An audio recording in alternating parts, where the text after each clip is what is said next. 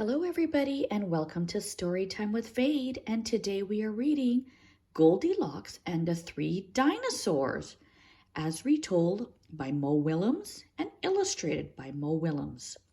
I hope you like today's story and don't forget to hit the like and subscribe button, and let's jump right in. Goldilocks and the Three Dinosaurs as retold by Mo Willems.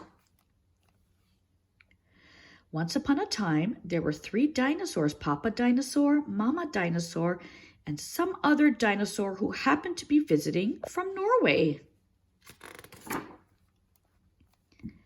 One day, for no particular reason, the three dinosaurs made up their beds, positioned their chairs just so, and cooked 3 bowls of delicious chocolate pudding at various temperatures. "Oh boy," said Papa Dinosaur in his loud booming voice. "It is finally time to leave and go to the, someplace else. Hee hee hee." "Yes," continued Mama Dinosaur. "I sure hope no innocent little succulent child happens by our unlocked home while we are, someplace else." Har, har, hotch, hotch, hotch. The other dinosaur made a loud noise that sounded like a big evil laugh, but was probably just a polite Norwegian expression. The three dinosaurs went someplace else and were definitely not hiding in the woods waiting for an unsuspecting kid to come by. Sure enough, 5 minutes later, a poorly supervised little girl named Goldilocks came traipsing along. Just then, the forest boomed with that could have been a dinosaur yelling, "Gotcha!" But I'm pretty sure that was just the wind. The loud noise was immediately followed by another loud noise that sounded kind of like, "Be patient, Papa Dinosaur, the trap is not yet sprung." But that could have been a rock falling or a squirrel. Either way, Goldilocks was not the type of little girl who listened to anyone or anything. For example, Goldilocks never listened to warnings about the dangers of barging into strange, enormous houses. So as soon as Goldilocks came across a strange, enormous house, she barged right in. Inside, Goldilocks immediately smelt the 3 bowls of delicious chocolate pudding. Said Goldilocks. "That chocolate pudding smells delicious. If only I could get all the way up to the top of that counter."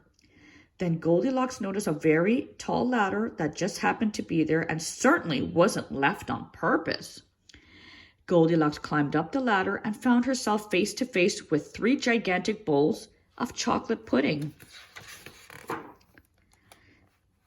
The first bowl of chocolate pudding was too hot, but Goldilocks ate it anyway because, hey, it's chocolate pudding, right? The second bowl of chocolate pudding was too cold, but who cares about temperature when you've got a big bowl of chocolate pudding? Not her.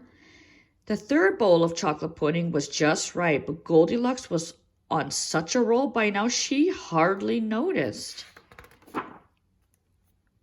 Soon, Goldilocks was stuffed like one of those delicious chocolate-filled little girl bonbons, which, by the way, are totally not her favorite things in the whole world for hungry dinosaur. Tired and groggy, Goldilocks noticed 3 chairs in the living room, so she climbed down the ladder and walked out of the kitchen. The first chair was too tall.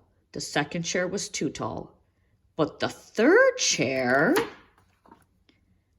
was too tall. Goldilocks wasn't going to climb that high just to sit in some chair, so she hiked over to the bedroom. When she got there, Goldilocks noticed that the beds were also gigantically big. "What is going on around here?" groaned the exhausted girl. "The bears that live here must be nuts."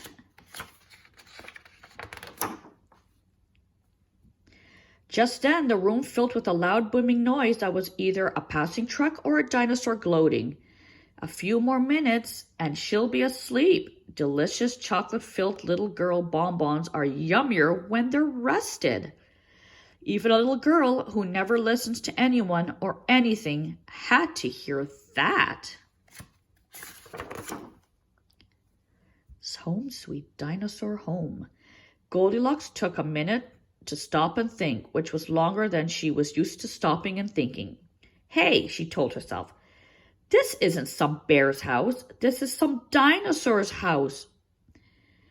Say what you like about Goldilocks, but she was no fool.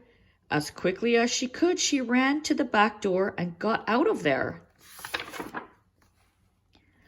Just then, a loud plane flew by, which sounded pretty much like a trio of dinosaurs yelling now or charge, or the Norwegian expression for chewy bonbon time.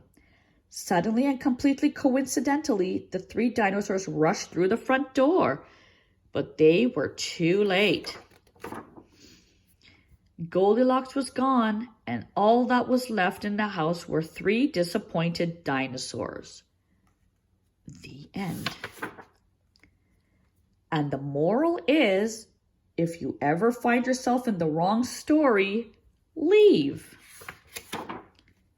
And the moral for dinosaurs is lock the back door. I hope you enjoyed today's story. Until next time.